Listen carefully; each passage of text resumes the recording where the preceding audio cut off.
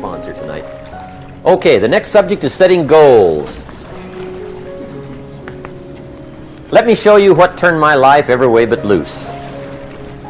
Mr. Schoaf dropped this idea on me, changed me completely. Setting goals.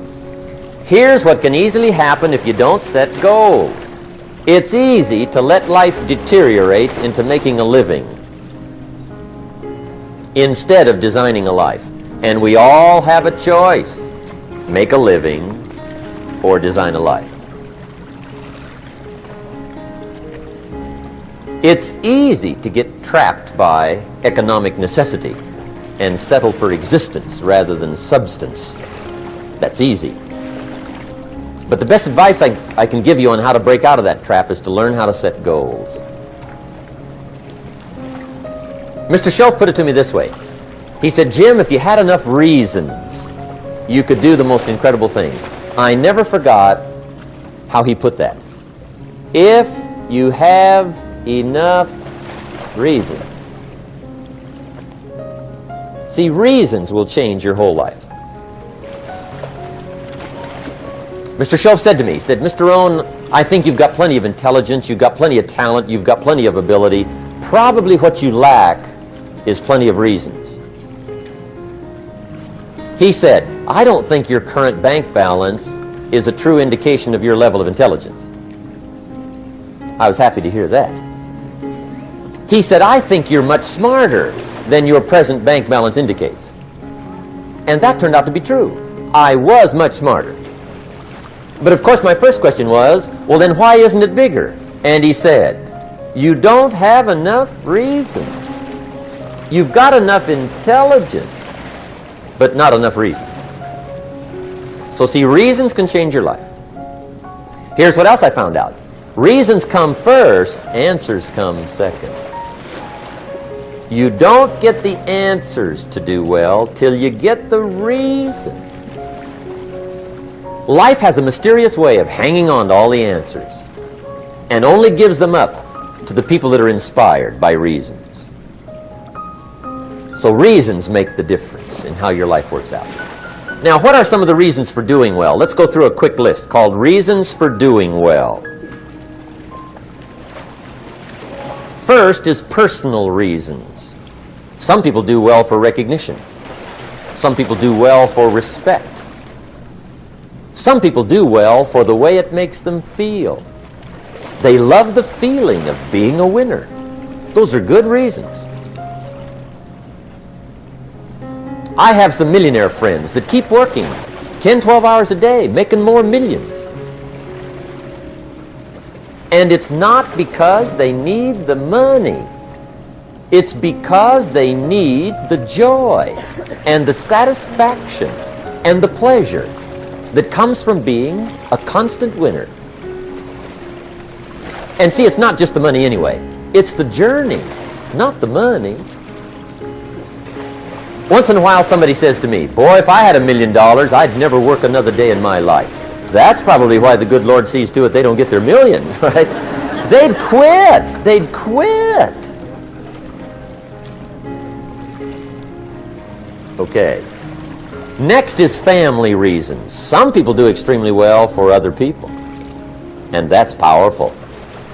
Human beings can greatly affect each other. Sometimes we will do things for somebody else we will not do for ourselves. We're made that way. I met a man one time who said, Mr. Rohn, to do all the things I want to do with my family around the world, he said, I got to have at least $250,000 a year. I thought, incredible. Could a guy's family affect him that much? And the answer is, of course. How fortunate are the people that find themselves greatly affected by somebody for personal achievement. And we are affected. The writer of a recent song said, if not for you, the winter would hold no spring, couldn't hear a robin sing. I just wouldn't have a clue if not for you. so we can be affected. That might be one of the most stimulating reasons to do well, finding somebody. When Andrew Carnegie died, the wee little Scotsman that built the big steel industry, when he died, they opened up his desk, and in one of the desk drawers, they found a slip of paper. On that piece of paper, Mr. Carnegie had written his goal for his life, and he wrote it when he was in his 20s. And on that piece of paper, it said, I'm going to spend the first half of my life accumulating money. I'm going to spend the last half of my life giving it all away. What a goal. He got so inspired by that goal that the first half of his life, he accumulated $450 million. And the last half of his life, he gave it all away. Good question tonight. What's got you turned on? What's got you bombed out of sight to get up early and stay up late and hit it all day? Next question. What's got you turned off? When I found the answers to those two questions, my life exploded into change. I finally found out what had me turned off, and I got that cured. And then I got me a long enough list of reasons to turn me on. And once the lights went on for me, age 25, they've never gone out. I've fallen out of the sky a few times, but I've never lost that drive to make something unique out of my life. See, reasons altered my whole life. Now, there's another list of reasons called nitty-gritty. Hard little reasons. Sometimes those little reasons are the most powerful reasons that can change your life. Sometimes it doesn't take much. I now carry several $100s in my money clip. It's only a few $100s, but it was one of those reasons turned my life around. Just before I met Mr. Schoaf, I heard a knock at the door. I go to the door, and there's a little girl standing there about this tall selling Girl Scout cookies. And she gave me one of the finest sales presentations I've ever heard. Special deal, several flavors, this whole package of stuff, $2.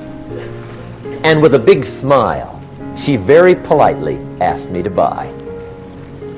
And I wanted to. Big problem. I'm broke. I don't have $2.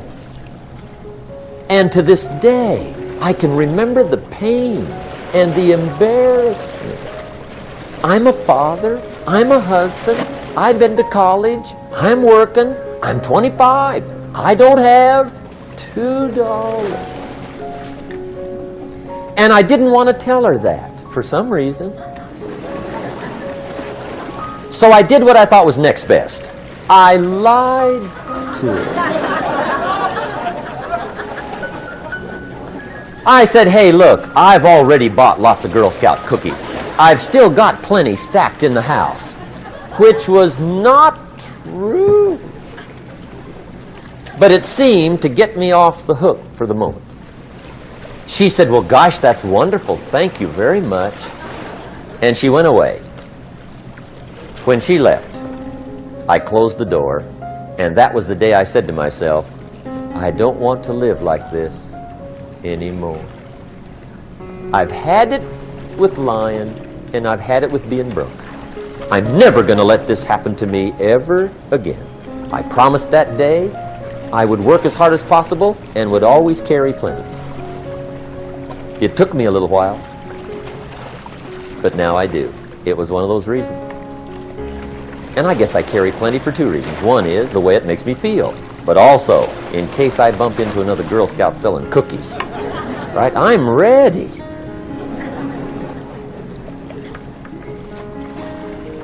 I walked out of the Bank of America one time up in Saratoga, California, where I used to live. Two little girls selling candy right outside the bank. Good place. It's some girls' organization they're working for, right?